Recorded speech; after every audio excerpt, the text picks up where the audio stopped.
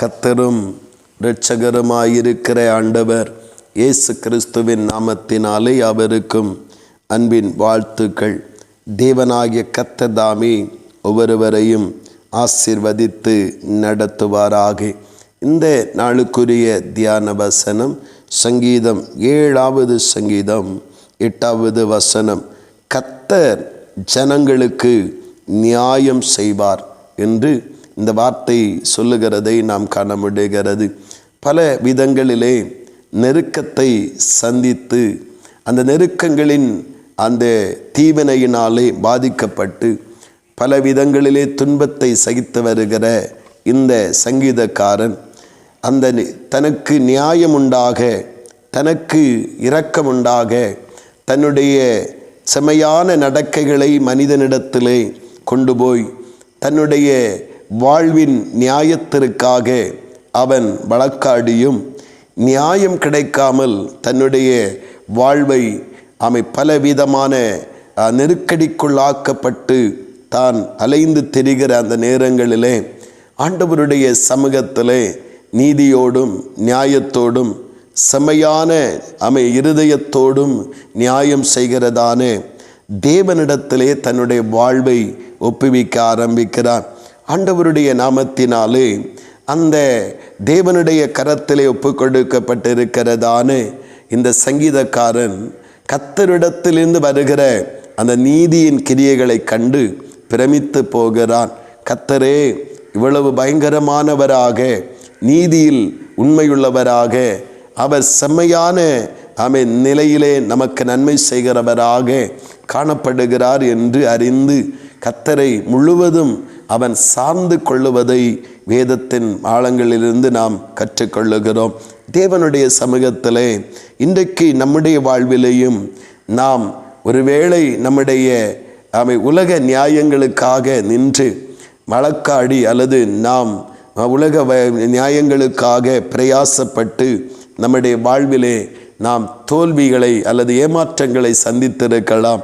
கர்த்தர் ஜனங்களுக்கு நியாயம் செய்கிற தேவனாயிருக்கிறார். இந்த சங்கீதக்காரனை போல நாமும் முழுவதும் தேவனுடைய கரங்களிலே நம்மை விட்டு கொடுத்து கர்த்தரே நியாயம் செய்யட்டும் என்று பொறுமையோடு காத்திருக்கும் பொழுது ஒவ்வொரு விஷயங்களிலும் நேர்த்தியான, நியாயமான, நன்மையான காரியங்களை கர்த்தர் செய்வார்.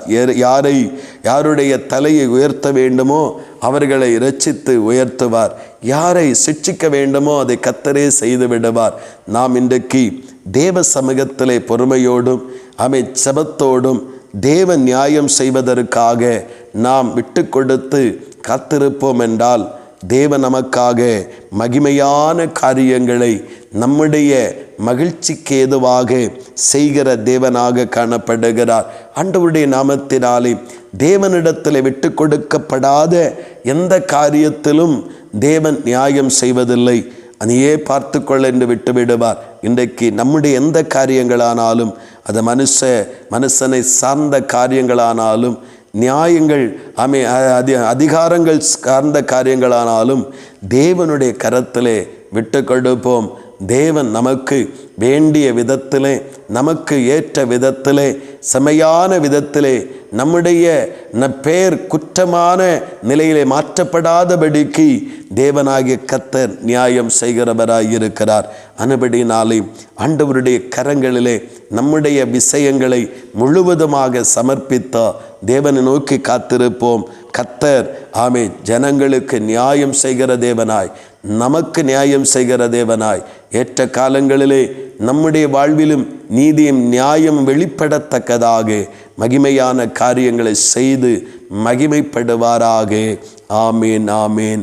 செபிப்போம். அன்பின் பரலோக பிதாவே, நல்ல இந்த காலை நேரத்திற்காக ஸ்தோத்திரம் தகப்பனே. உம்முடைய மாற்றமில்லாத ஆண்டவரே வார்த்தைகளுக்காக ஸ்தோத்திரம். கர்த்தர் ஜனங்களுக்கு நியாயம் செய்வார். ஆண்டவரே, உம்மை சார்ந்து வருகிற, உம்மை பற்றி கொண்டு வருகிற, உம்மையே நம்பி இருக்கிற உம்முடைய ஜனத்திற்காக நீர் நியாயம் செய்ய எழுந்தருளுகிற தேவனாயிருக்கிறீர். தகப்பனே, எங்கள் நியாயங்கள் கெட்டுப்போகையில் கர்த்தருடைய கரத்திலே நாங்கள் அவைகளை விட்டு விடுகிறோம். தேவ மகிமையினாலே எங்களுக்கு மகிழ்ச்சியும் ஆண்டவரே எங்களுக்கு சந்தோஷமும் உண்டாகத்தக்கதாக கர்த்தர் நியாயம் செய்கிறவராய் இருக்கிறீர். ஆண்டவருடைய கரங்களிலே சகலவற்றையும் சமர்ப்பித்த பொறுமையோடு காத்திருக்கிறோம். கர்த்தரே நியாயம் செய்து தம்முடைய மகிமையான இரக்கங்களை எங்களுக்கு பாராட்டி தலையை உயர பண்ணுவீராக.